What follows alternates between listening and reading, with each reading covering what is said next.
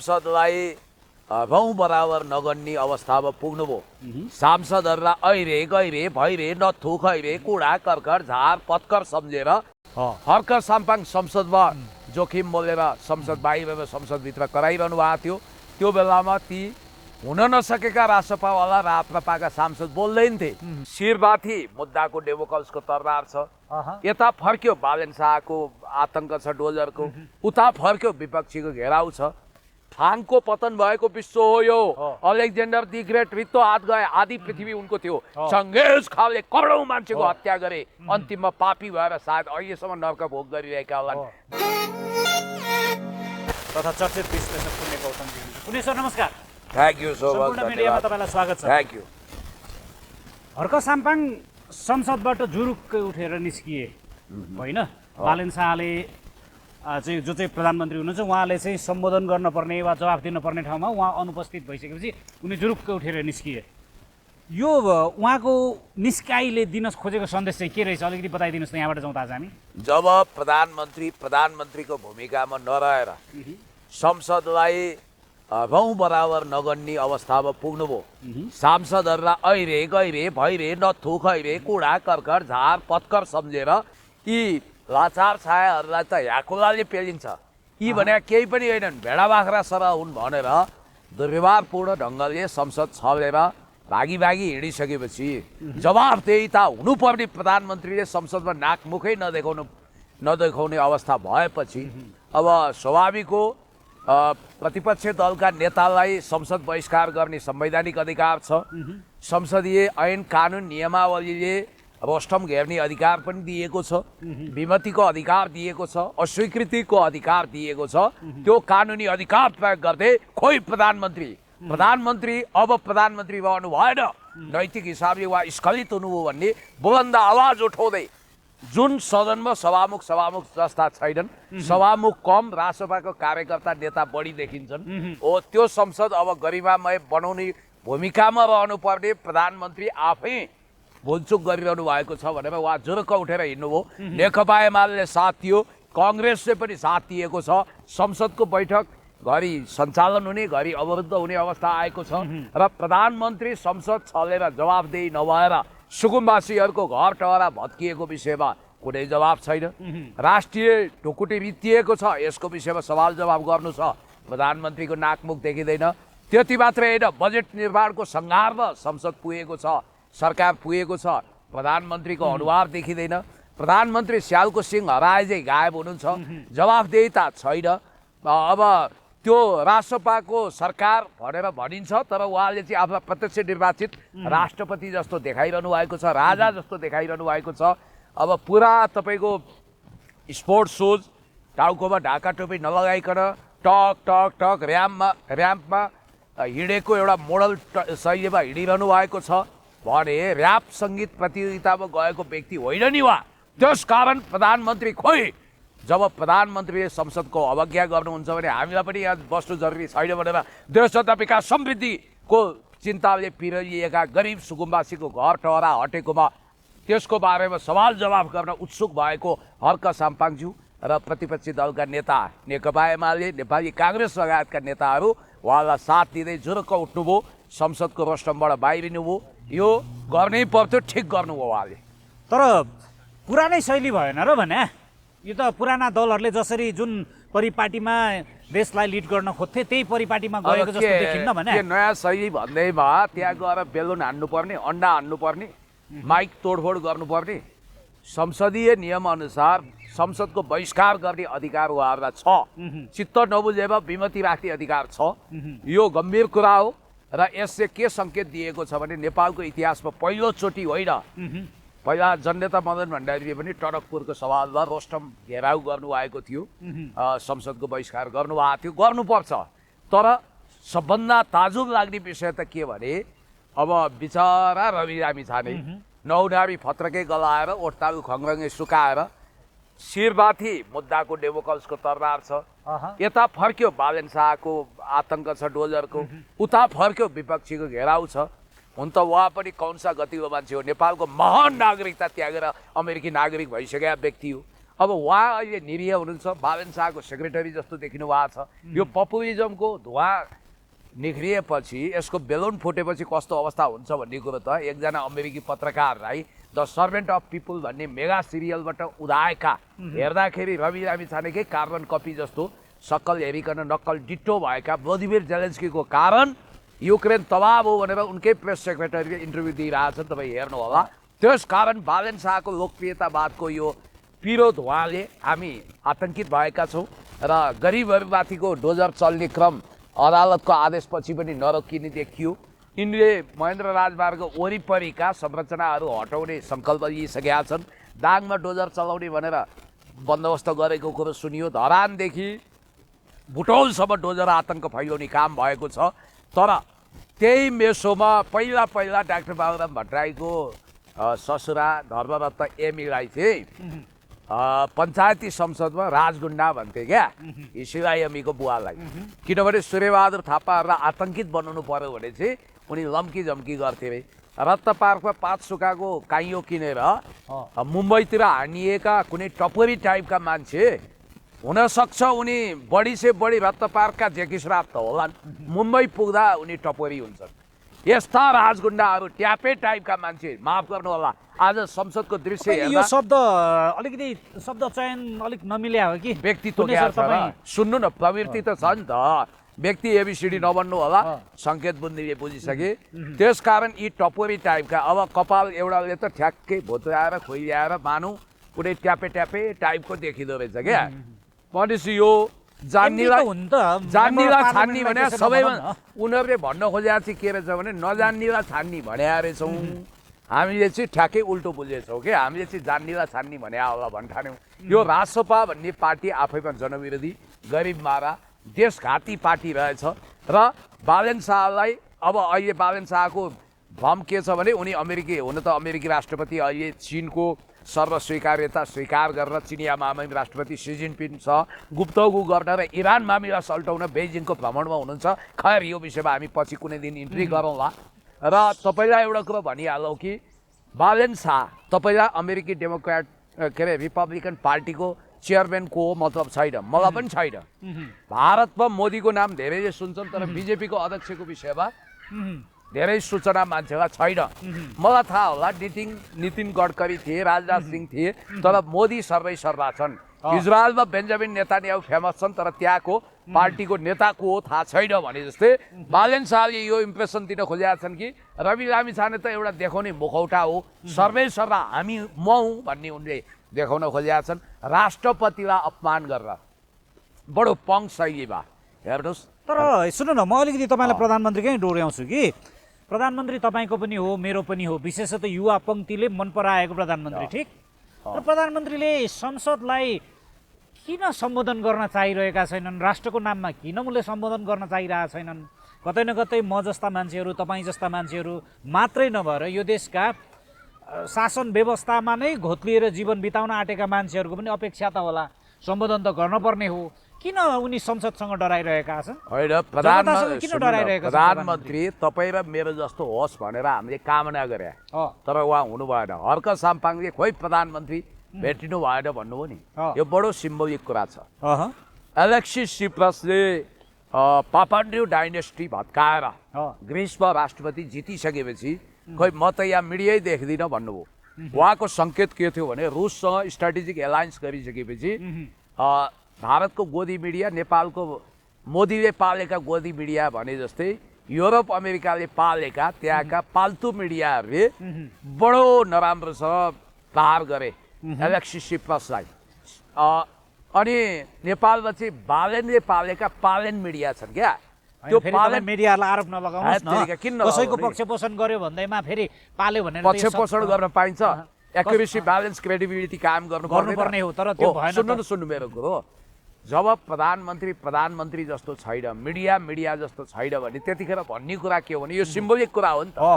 हामीले देशको प्रधानमन्त्री गरिबलाई दया गर्ने हुनुपर्छ। 12 भाइ भनेर त तिनै रवि लामिछानेले नै पनि उद्घोष गरे हुन्। 12 अब उहाँहरूको पनि अनुहार थपिँदैछ, ढुक्क हुनुहोस्। हामीले भनेको के भने प्रधानमन्त्री दयालु हुनुपर्छ, कृपालु हुनुपर्छ, इमान्दार हुनुपर्छ, प्रतिबद्ध हुनुपर्छ, अनुशासित हुनुपर्छ। रात्रिकालीन खानपान बिग्रिनु हुँदैन अनि प्रधानमन्त्री भएपछि हामी यस्तै त हो नि ब्लो शैलीमा हिँड्नु हुँदैन प्रधानमन्त्री जस्तो हुनुपर्छ पोलिटिकल हुनुपर्छ देशप्रेमी हुनुपर्छ कालापानी लिम्पियाद्वारा नेपालको महान नक्साभित्र समेटिएको संरचना हो भन्ने स्वीकार गरिसकेपछि युनाइटेड नेसनको जनरल एसेम्ब्लीमा स्पेसल रेजोल्युसन पास गरेर नेपालको कालापानी लिम्पियाद्वारालाई इन्कर्पोरेट गर्नुपर्ने दायित्वमा जानुपर्छ आवश्यक पर्दा विदेशी राजदूतलाई बोलाएर पर्सना नन ग्राटा लगाएर निकालेर नेपालको सरहद रक्षा गर्नुपर्छ भनिरहेका छौँ महँगीले ढाड भाँच्यो शोधनान्तर व्यापार घाटा बढेको छ विदेशी मुद्राको सञ्चिति घटेको छ 50 खर्ब बराबरको पुँजी देशबाट पलायन भएको प्रारम्भिक अनुमान छ बजेट पपुलिस्ट ल्याउन खोजिएको होला नीति तथा कार्यक्रम प्रथम गाँसमै ढुङ्गा जस्तो भएको छ कृषिलाई उद्योगको रूपमा विकास गर्नुपर्नेमा निर्वाहमुखी भनेर अपमान गरिएको छ नवउदारवादी अर्थतन्त्रको ढाकर बोकिएको छ अब एउटा जिम्मेवार प्रतिपक्ष दलको नेता हर्क साम्पाङ कतै वासरुम जाँदा यसो फस्टर चेन यसो लगाउन बिर्स्यो या त्यो लुज भयो अरे बाबा बालेनका पालन मिडियाले कामै पाएनन् खालि त्यही जुम गरेका छन् अब तपाईहरुलाई त यति जानकारी छ वा त्यति अनुशासनहीन हुनुहुन्न जसले उही भनिन्थ्यो नि धोती मात्रै हैन कन्दनी पनि कस्या छ मैले भन्थे नि पहिला गुरुकुलको बेलामा उहाँले भित्र मजाको अन्डरवेयर पनि लगाउनुहुन्छ कति जुम गरेर हेर्नुहुन्छ त्यस कारण तपाईहरुलाई म के भन्न चाहन्छु भने वाइयात झिना मसिना कुरोमा हामीले ध्यान हटाउँ गम्भीर कुरामा जाउँ बजेट ल्याउन राष्ट्रिय सहमति चाहिँदैन छलफल गर्नु पर्दैन विपक्षीको कुरा सुन्नु पर्दैन तपाईलाई म सम्झना दिलाउँछु श्री कृष्णप्रसाद भट्टराई जो हामीले प्रधानमन्त्रीको रूपमा राम्रो प्रधानमन्त्री पायौं तर संसद सञ्चालन गर्दा त्यतिखेर गोर्खा परिषद भन्ने भरत शमशेरको पार्टीलाई महत्त्व दिनुहुन्छ 5 सिट भएको कम्युनिस्ट पार्टीलाई महत्त्व दिनुहुन्थ्यो 2048 सालमा दमननाथ ढुङ्गाना काङ्ग्रेसको तर्फबाट सभामुख तर जननेता मदन भण्डारीको आवाज र सम्पत्ति सम्झिनुहुन्थ्यो सुभाष चन्द्र नेमाङ हेर्नुहोस् पूर्वको एउटा किराँती लिम्बू कुलमा जन्मिएको कति विद्वान कति राम्रो कति इमान्दार उहाँको छोरो पनि प्रतिबद्ध हुनुहुन्छ मलाई त लाग्छ हेर्नुहोस् यो देशमा किराँती वंशको मान्छे एकचोटि प्रधानमन्त्री हुनु अपरिहार्य छ निकेश राईको पनि मैले राम्रो ट्र्याक रेकर्ड देखाएको छु यद्यपि प्रधानमन्त्री हुन लायक भइसक्नु भएको छैन हर्क साम्पाङ त्यो उदाउँदो तारा हो जसलाई अब तपाईँले ढाकछोप गर्न सक्नुहुन्न देश जनता विकास समृद्धिको पक्षमा हिलो बदल चटाइको गुन्द्रीमा बसेर उहाँले हिजो मेहनत गर्नुभयो आज संसदलाई गरिमामय बनाउनु भएको छ र तपाईँलाई म एउटा कुरा के भन्छु भने हर्क साम्पाङज्यू छ नेकपा एमालेसँग फेस गर्न प्रधानमन्त्री डराइरहनु भएको छ हर्क साम्पाङसँग फेस गर्न डराउनु भएको उहाँ अवश्य या त उहाँसँग जवाब छैन या उहाँले गरिरहनु भएको छैन के उहाँले नगर्ने हो अब अर्को कुरा हिजो संसदबाट किन हिँड्नुभयो अब भनिन्छ लामो समयसम्म पाइल्सका रोगी पनि बस्न सक्दैन भन्छन् उहाँलाई रोग लाग्यो के बिरामी हुनुभयो भनेर के भनिरहेछन् असीम शाहले पछि पोस्ट डिलिट गरे तर उहाँ पायल्सको रोगी त होइन नि कुर्सीबाट हिँडिहाल्ने त्यस कारणले गर्दाखेरि म तपाईँलाई भन्न चाहन्छु गरिबको आँसुले पनि रुन्छ गरिबको आँसुले पनि पोल्छ ती सुकुम्बासी ती गरिब ती दरिद्र नारायण तपाईँको उहाँको लेफ्टिनेन्ट भएको एउटा सांसद अहिले गरिबको झुपडी तोड्न सेनाको गाडीमा बसेर गएको रहेछ सर योभन्दा गम्भीर कुरा केही हुन्छ त्यस कारण यो पाप त उनीहरूलाई लाग्छ नि र मलाई लाग्छ भोलि यस्तो स्थिति नआओस् अब रासोपाले बाटो बदल्नु पर्यो कोर्स करेक्सन कसरी थाहा छ कसरी भन्नुहोस् या त उसले बालन शाहज्यूलाई प्रधानमन्त्रीको भूमिकामा अनुशासित तरिकाले स्थापित गर्नु पर्यो उहाँलाई सम्झाइ बुझाइ गर्नु पर्यो उहाँको दिमागमा यो हाल्नु पर्यो कि तपाईँ संसदीय दलबाट चुनिएको नेता हो तपाईँलाई जनताले प्रत्यक्ष निर्वाचित गरे होइन प्रत्यक्ष निर्वाचित गरे पनि तपाईँ हिटलर हुन पाउनुहुन्न फ्रान्को हुन पाउनुहुन्न मुसोलिनी हुन पाउनुहुन्न निर्वाचित तानाशाह बन्न पाउनुहुन्न रहस्यमय बन्न पाउनुहुन्न जवाबदेही हुनुहोस् गरिबप्रति दयालु हुनुहोस् पार्टीको आदेश पालन गर्नुहोस् भनेर या त उहाँलाई सम्झाइ बुझाइ गरेर अनुशासित राख्नु पर्यो या त संसदीय दलको बहुमतद्वारा उहाँले नमानेको खण्डमा उहाँलाई पदमुक्त गर्नु पर्यो नयाँ संसदीय दलको नेता छान्नु पर्यो एउटा अर्को कुरो पार्टी विभाजित हुन्छ त्यसपछि हामीलाई थाहा छ भए होस् भनेर त्यो जोखिम लिनु पर्यो किनभने देश नरहे त केही पनि रहँदैन उहाँले त देशैलाई तबाह गर्ने अवस्था देखियो होइन भोलि डिप स्टेट यहाँ सक्रिय हुँदै जाँदा नेपालमा विदेशी सैन्य अखडा बन्ला 15औं दलाइ लामा यहाँबाट घोषणा होला फ्री तिब्बतवाला मान्छे मन्त्री परिषदमा आउलान् हिजो आएकै थिए तर यति कुरो चाहिँ तपाईँलाई म ढुक्कका साथ भन्न चाहन्छु कि त्यसो नभएको खण्डमा यही कुरो निरन्तर अगाडि बढ्यो उहाँले जनतालाई हेपिरहने पेलिरहने बुलडोजर चलाइरहने गरिब मरेको मरै गर्ने, महँगीले आकाश छुने, अनि त्यसपछि उहाँको हिरोइजमले यो परिस्थिति धानिँदैन। नेपाल फेल्ड स्टेटमा जाने हो भने जनता लाखौँको सङ्ख्यामा जुरुक्कै उठेर भोलि हर्क साम्पाङलाई शान्तिपूर्ण गान्धीवादी एकदम बुद्धवादी तरिकाले एउटा पनि हिंसा नगरी एक थोपो रगत तबाइकन लाखौँ सुकुम्बासीले सिंहदरबार घेराउ गरेर बालटार घेराउ गरेर जसरी कालापानी लिपियाको महान नक्सा जारी गर्ने केपी शर्मा ओलीज्यूमा हटाएका थिए। भोलिको अवस्थामा 2/3 भनेर जनता ढुक्कैले बस्दैनन्। हो, विद्रोहद्वारा, जनविद्रोह, शान्तिपूर्ण जनविद्रोहद्वारा जनताकै मत हो नि हर्क त। साम्पाङलाई प्रधानमन्त्री बनायो भने आश्चर्य नमान्नुहोस्, हामीलाई त्यहाँ लगेर स्थापित गर्यो भने, राष्ट्रपति बनायो भने पनि आश्चर्य नमान्नुहोस् तपाईँ। यतिखेर जान्नेलाई छान्ने भनेर जनताले छान्न चाहिँ छाने, तर यस्तो जान्ने छाने कि 6 महिना वा 5 महिना कुर्सीमा बसेको एक किसिमको ठुलो आरोप बोकेर एकजना हाम्रा पूर्व मन्त्रीज्यू चाहिँ यतिखेर बजारमा हुनुहुन्छ क्या। जनआस्था र अन्नपूर्णहरूले लेखेको तपाईँले भने सङ्केत बुझेँ। हजुर, यो उहाँहरूले भन्न खोजेको चाहिँ नजान्नेलाई छान्ने भने रहेछ, बोल्न नजान्ने, विवेक नभएको। जब रासोपामा प्रश्न गर्न थाल्यो त्यो पतनमा गयो। अब रासोपामा थरी थरी क्याटेगोरीका मान्छे छन्। त्यहाँ गुलाम अली छन्, त्यहाँ किस्मत अली छन्, तर त्यहाँ याकत अली छैनन्। याकत अली भनेको आफ्नो बलबुता तागतमा उदाएको छैनन्। किस्मत अली भने भाग्यले खाने डिपी एरियालहरू छन्। गुलाम अली को छन्? गुलामी गरेर आउने। हुन त एउटा महान गायकप्रति अन्याय हुन्छ। मैले अलिकति मेटाफोरिक रूपमा भने, जब तपाईँ सोच्न थाल्नुहुन्छ नि, तपाईँलाई के अनुमति छ? रोबोट हुनुहोस्, पार्टीले जे भन्छ त्यही मान्नुहोस्, मिडियामा नआउनुहोस्, पार्टीको हनुमान हुनुहोस्, दास हुनुहोस्, भेडा हुनुहोस्, सारा जय जयकार गर्नुहोस्। जब तपाईँ सोच्न थाल्नुहुन्छ, राय बजाउन थाल्नुहुन्छ, तब तपाईँलाई कारबाहीको डन्डा बर्साइन्छ। मेरा हजारौँ सहमति छन्, उनी बचकना स्वभावकी छिन्, तर अहिले आशिका तामाङले केही जेन्युन प्रश्न त उठाएकी हुन् नि त। सुकुम्बासी बस्ती किन तबाह गरियो यो भन्न खोजिन् उनले। दोस्रो, ट्युलिप होटल लगायतका महँगा होटल रेस्टुरेन्ट रिजोर्टमा किन कार्यशाला गर्ने भनिन्। यिनीहरूले मिल्थ्यो भने नि ढाका कुमार श्रेष्ठलाई जस्तै हटाइदिन्थे, तर यिनी त प्रत्यक्ष निर्वाचित, राइट टु रिकलको व्यवस्था संविधानमा नभएको हुनाले बाल हुने बचेकी छिन्। तपाईँलाई एउटा कुरा म के भन्न चाहन्छु भने, हेर्नु त 7 सिटको हर्क साम्पाङको पार्टी सिङ्गो संसदमा भारी भएको छ। नेकपा एमाले साथ दिएको छ, लडतर कुरा हो। मलाई त जनताको दिलको प्रधानमन्त्री त हर्क साम्पाङजी जस्तो लाग्न होला। याद गर्नु होला, तपाईँ नै आत्माको नेता हुनुपर्छ, दिलमा राज गर्नुपर्छ। सिंहदरबारको कुर्सीमा त को आए को गए इतिहासले चिन्दैन मित्र। त्यस कारण त्यो कुर्सी तपाईँको लागि हमेसाको निम्ति, जन्म जन्मको निम्ति प्राप्त भएको होइन। तपाईँहरू जनताको सेवाको नोकर हो, तपाईँहरू मालिक होइन। याद गर्नुहोस्, जब जब भगवानभन्दा ठुलो मान्छेले आफूलाई ठान्न थाल्छ नि, भगवानको सजाय यति हुन्छ कि त्यो जमिनमा पछारिन्छ। सानो उदाहरण दिन्छु, दुनियाँमा बालेन शाहभन्दा बढी नाम त जस्टिन बिबरको सुनेका छन् नि है? पक्कै पनि हो कि होइन? बेबी बेबी ए भन्ने गीत गाएर 13 वर्षको उमेरमा विश्व हल्लाएको होइन? जो हाच्छेउ गर्दा पनि $1 करोड झर्थ्यो। स्टेजमा अनुहार देखाउँदा हाई गरेपछि 10 करोड लिन्थे। अरे जस्टिन बिबरको लागि लाखौँ युवतीहरू मर्न तयार थिए। जस्टिन बिबर कहीँ हिँड्यो भने ट्राफिक जाम हुन्थ्यो, लाठीचार्ज हुन्थ्यो। अहिले तन्नम हालतमा रोगी अवस्थामा पुगेका जस्टिन बिबर प्यान्ट घिसार्दै, त्यो झर्न लागेको प्यान्ट लगाएर अनन्त अम्बानीको र राधिका मर्चेन्टको विवाहमा आउँदा पनि $10 करोड लिए। किनभने हात्ती दुब्लाएर छुचुन्द्रो हुँदैन, छुचुन्द्रो मोटाएर हात्ती हुँदैन। उसको पावर छ नि त। तर त्यो जस्टिन बिबर आज कस्तो हालतमा छन् थाहा छ तपाईँलाई? रुन मन लाग्छ। Justin Bieber then and now type गर्नुहोस्। शक्तिको घमण्ड कसैले नगर्नु। फ्रान्सको पतन भएको विश्व हो यो। अलेक्जेन्डर दि ग्रेट रित्तो हात गए, आधी पृथ्वी उनको थियो। चङ्गेज खानले करोडौँ मान्छेको हत्या गरे, अन्तिममा पापी भएर सायद अहिलेसम्म नर्क भोग गरिरहेका होलान्। जङ्गबहादुरको दुर्दान्त अन्त्य भएको देश हो यो। राणाहरूले धुलो चाटेका छन्। र तपाईँलाई म एउटा कुरा भन्न चाहन्छु, हिटलरले सुसाइड गर्नु परेको छ। यहाँनिर तपाईँले भगवान सम्झिनुहोस्, जनतालाई नम्र हुनुहोस्। ती गरिबको आशीर्वाद तपाईँलाई लाग्नुपर्छ। आज लाखौँ मान्छेको आशीर्वाद हर्कजीको शिरमाथि छ, एमालेमाथि छ, श्रम संस्कृतिमाथि छ।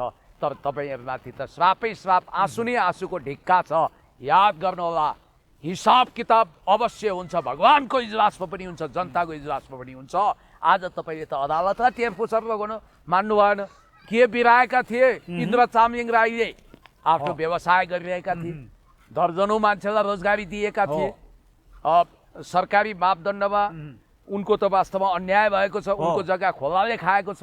बिचरा आफ्नो काम गरिरहेकोलाई तपाईँले हुँदा भूमाफिया बनाउनु भयो, बेइज्जत गर्नुभयो, घर भत्काउनु भयो, व्यवसाय तबाह गर्नुभयो। उनी त रोडमा आए उनीमा आश्रित भएका धेरै मान्छेलाई बर्बाद बनाउनु भयो। मिनबहादुर गुरुङले के अपराध गरेका थिए? यो देशमा व्यवसाय गरेर उनी अरबपति हुँदै थिए, देशमै पुँजी सृजना गर्दै थिए। ठिक छ, तपाईँलाई चित्त बुझ्दैन, सम्पत्ति शुद्धिकरण लगाउनुहोस्, जलाउने किन?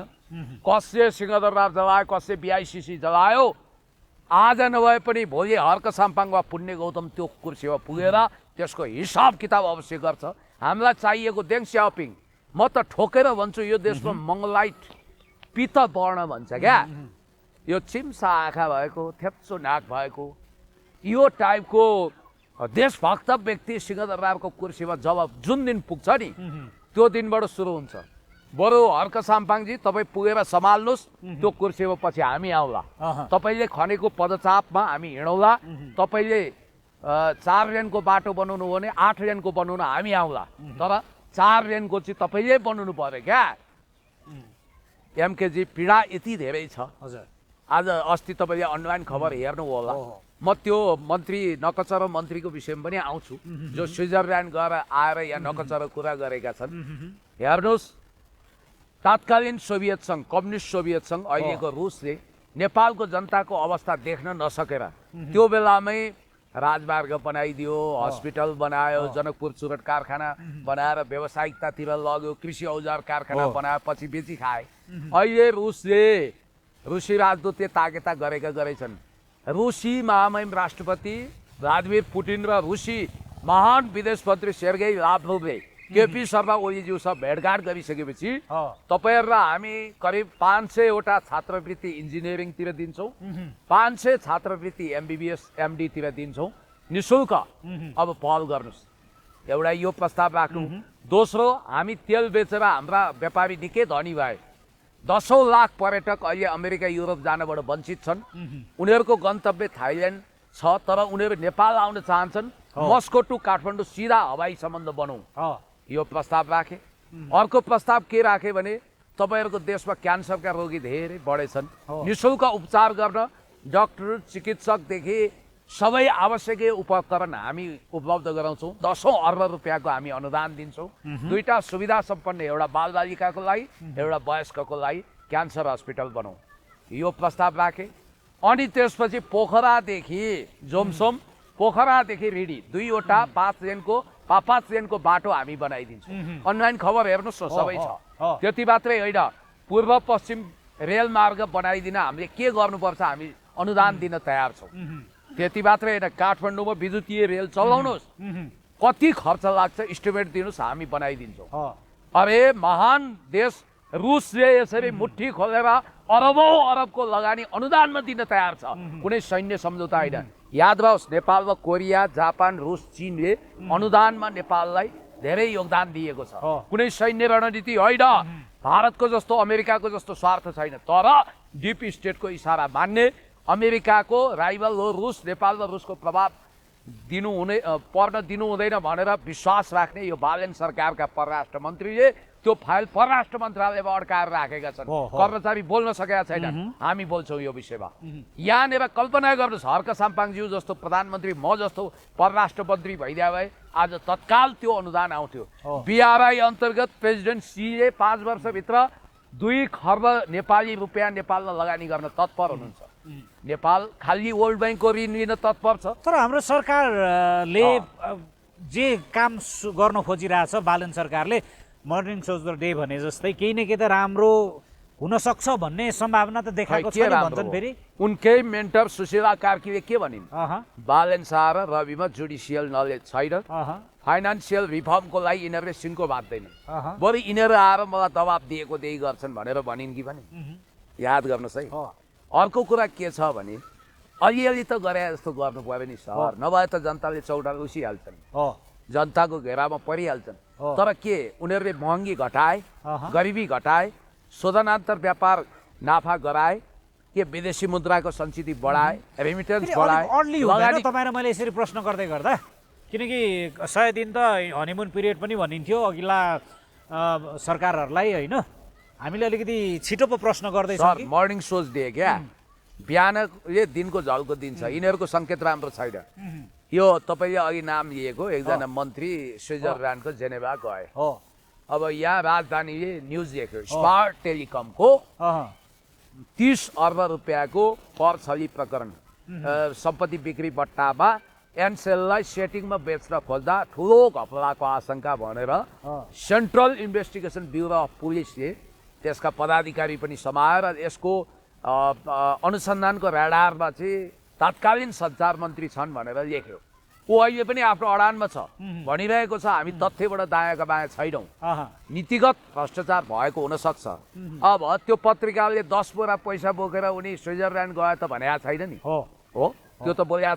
छैन छैन होइन उसले त केही सङ्केतहरू गरेको अब तपाईँ उजुरी दिन सक्नुहुन्छ न्याय उपचार खोज्न सक्नुहुन्छ तर एउटा कुरा ख्याल राख्नु होला तपाईँहरू राजनीतिज्ञ होइन जनतालाई ढाट्न सकिँदैन आज भनिन्छ इतिहासकै सबभन्दा ठुलो भ्रष्टाचार चलिरहेको छ अरे एक द्वार अहिले रासपा जेनजी भन्ने बित्तिकै खामहरूको चाङ छ भन्ने हल्ला सुनेको छु मैले मन्त्रालय विभागमा यो के हो राज्य लुट्ने दमन गर्ने अनि तपाईँको अहिलेका मन्त्रीहरूको पृष्ठभूमि हेर्नुहोस् हातमा टिओबीको ट्याटु छ तिब्बत ओरिजिन्स ब्लडको अनि बारबरा फाउन्डेसन तपाईँलाई म भन्दैछु बारबरा फाउन्डेसनले डलरको खेती गरेर त्यही मान्छेलाई चाहिँ जो नकचर गृहमन्त्रीलाई करोडौँ रुपियाँ लगानी गरिरहेको छ उसले के गर्छ फोटो खिच्दा त्यो ट्याटु छ नि देखिने गरी यसो गर्छ के त्यो ट्याटु देखियोस् भनेर यो देशको महान मित्र राष्ट्र जो छ हाम्रो sweeter than honey deeper than ocean higher than माउन्टेनको सम्बन्ध छ याद गर्नु होला त्यस्तो मित्र राष्ट्रलाई चिडाउने गरी बिचौलिया दीपक भट्टको पार्टनर बनेको मान्छेलाई म सुन्दैछु अमेरिकी दबावमा नेपालमा फितिबद्ध गतिविधि चर्काउन असंलग्न परराष्ट्र नीति र पञ्चशीलताको खिलाफमा त्यही मान्छे ल्याइँदैछ आज इन्द्र चामलिङ मिनबहादुर गुरुङ जस्ता व्यापारीहरूलाई ठहरै बनाइएको छ सानोतिनो मुटु भएको मान्छे भए आत्महत्या गर्थे सर धन्न उनीहरू त धरती तुल्य रहेछन् मेरो आँखाबाट हिजो आँसु आयो कति महान हो त्यो मिनबहादुर गुरुङजी भाटपट्टिनीमा आज पनि निर्माण चलिरहेको छ कति खर्च लाग्यो होला मान्छेले 10,000 घाटा हुँदाखेरि दिनभरि मुड अफ भएर एक ठाउँमा गएर घोप्टिन्छन् उठ्न सक्दैनन् 2 दिनसम्म तर अरबौँ घाटा लागेको छ एउटा व्यापारीलाई ब्याङ्कमा कति लोन होला ए बाबा तपाईँ माडवारीलाई पोस्ने मालपानी पड्काउने यो देश तबाह गर्ने त्यस कारणले गर्दाखेरि म भन्छु यो देशमा या त राजसपा सुध्रिनुपर्छ या त राजसपाले कोर्स करेक्सन गर्नुपर्छ होइन भने जनविद्रोह शान्तिपूर्ण जनविद्रोहलाई कसैले रोक्न सक्दैन यतिखेर हामीले छलफल गर्दै गर्दाखेरि बालेन सरकारले लिपुलेख र लिम्पियाधुराको निम्ति एउटा नोट जारी गरे होइन त्यो नोटबारे तपाईँको धारणा के छ अलिकति बताइदिनु न त्यो त राम्रै कुरा जस्तो देखिन्छ हेर्दाखेरि नाङ्गो आँखाले हामीले हेर्दा चाहिँ होइन तपाईँले चाहिँ के बुझ्नुहुन्छ भनिदिनुहोस् त त्यो ठाउँमा हजुर जो भए पनि त्यति काम गर्थे त्यो आवश्यकता हो हजुर त्यो कुनै सक्रियता होइन भनेपछि लिम्पियाधुरा र लिपुलेख सम्बन्धी नोट निकाल्नु चाहिँ त्यो आवश्यकता भन्ने तपाईँको त्यो त उही बालेनका पालन मिडियाहरूले भ्रम छर र स्याल यहाँ मचाएर वाउ बालेन देशभक्त भने जस्तो हजुर तपाईँलाई एउटा कुरा भन्छु सरकारले त्यति मात्रै गर्ने हो म यहाँ अघि नै भने युनाइटेड नेसनको जेनरल एसेम्ब्ली हरेक वर्ष हुन्छ त्यहाँ देशको परराष्ट्र मन्त्री गएर अमेरिकी library of Congress British library नेपालका पुराना तथ्याङ्क 15 सालमा त्यहाँ भएको मतगणना आदि इत्यादि प्रमाण पेश गरेर पछारेर भिठो पावरयुक्त देश चीन र रुसले हामीलाई अहिले साथ दिन्छ यी दुई देशको सहायतामा स्पेसल रेजोल्युसन तपाईँको प्रोटोकल 896 मा टेकेर नेपालले म जस्तो मान्छे परराष्ट्र मन्त्री र हर्क साम्पाङजी यदि प्रधानमन्त्री हुनुहुन्थ्यो तपाईँ जस्तो मान्छे सञ्चार मन्त्री हुनुहुन्थ्यो भने हामी त्यो गर्थ्यौँ त्यसलाई पहिला कानुनी रूपमा इन्टरनेसनल भ्यालिडिटी हामी दिलाउँथ्यौँ इन्टरनेसनल कोर्टमा हामी जान सक्थ्यौँ दोस्रो यो देशको सार्वभौम सत्तालाई नगन्ने विदेशी दूतलाई जसरी ह्युगो चावेज भेनेजुएलाका दिवंगत तत्कालीन राष्ट्रपतिले अमेरिकी दूतलाई पर्सना नन ग्राटा लगाएर गलत्याएका थिए त्यसै गरी नेपाल विरुद्ध खेलोमेलो गर्ने दूतलाई हामी गलत्याउन सक्थ्यौँ हाम्रो त्यो विशेष अधिकार थियो यो सत्ताको कुर्सीमा हामी हुन्थ्यौँ भने त्यही गर्थ्यौँ तेस्रो कुरो तपाईँलाई भन्छु ए सर तपाईँले किनेको जग्गा तपाईँको भूगोलमा तपाईँले अरूलाई सोधेर तपाईँका संयन्त्रहरू तपाईँले टहरा लगाउने कि हात्तीपाले लगाएर घर बनाउने कि त्यो त अरूलाई सोध्नुपर्छ पर्दैन खुरुक्क त्यहाँ सेना नपठाएर पुलिस नपठाएर नेपालको प्रशासनिक इकाइ स्थापना नगरेर हेल्थ पोस्ट नबनाएर विद्यालय नबनाएर यो सरकारले लाटाले पापा हेरे चाहिँ ठुलो ठुलो के हेरेर बसेको छ यो त झाडा चर्ने काम हो योभन्दा धेरै राम्रो काम सुशील कोइरालाले गर्नुभएको थियो हजुर उहिले किनभने कैलाश मानसरोवरसम्म पुग्ने ट्रान्जिट रुट बनाउनको लागि भारतले त्यही बेला धृष्टता गरेको चीनले मानेको थिएन अस्ति पनि भारतले एकतर्फी घोषणा गर्दा चिनिया महामहिम राष्ट्रपति सी जिनपिङसँग साङ्घाई कोअपरेसन अर्गनाइजेसनको ग्लोबल समिटमा गएर तत्कालीन प्रधानमन्त्री केपी शर्मा ओलीज्यूले आँखामा आँखा जुदाएर यो भूभाग हाम्रो हो भन्ने बित्तिकै चीनले त्यसलाई स्थगित गर्यो हो जुन प्रचण्ड र के अरे बादलको सम्बोधनलाई तपाईँले कसरी हेर्नुभयो अन्तिम प्रश्न सन्तुलित छ उहाँहरूले पनि रासोपालाई कतै न कतै चुनौती दिएको जस्तो पनि देखियो होइन रासोपालाई नेपाली सचेत गराए जनताकै जस्तो पनि। चुनौती छ नेपाली जनताको चुनौती छ गरिबहरूको चुनौती छ पपुलिजमले देश चल्दैन मित्र त्यसकारण झिनै स्वर सही प्रचण्डजीले आवाज उठाउनु भयो बादलजीले आफ्नो बुलन्द आवाज उठाउनु भयो उहाँहरूलाई धन्यवाद छ हर्क साम्पाङले आफ्नो आवाज उच्चो गर्नुभएको छ तर मलाई अलिकति नौटङ्कीपूर्ण चाहिँ हुन त कुरा ठिकठिकै उठाएको हो जतिखेर गरिबहरूको झोपडीमा डोजर चल्दै थियो चिलबिल भएका थिए गुड भत्काइएका चरा जस्तो सहारा खोजिरहेका थिए त्यतिखेर यो ठाउँमा बुलन्द आवाज गर्ने मान्छे तपाईँ हामी हो हर्क साम्पाङ संसदमा जोखिम मोलेर संसद बाहिर संसदभित्र कराइरहनु भएको थियो त्यो बेलामा ती हुन नसकेका रासपावाला राप्रपाका सांसद बोल्दैन थिए अहिले पानीमाथिको ओभानो बनेछन् र ठिकै छ ढिलै भयो भने बुद्धि खुलेछ तर याद गर्नु होला तपाईँको पनि नेता हर्क साम्पाङ भइसके है राप्रपावाला ख्याल गर्नु होला हुन्छ यो महत्त्वपूर्ण समय र संवादको लागि Thank you हार्दिक so धन्यवाद much. छ। नमस्कार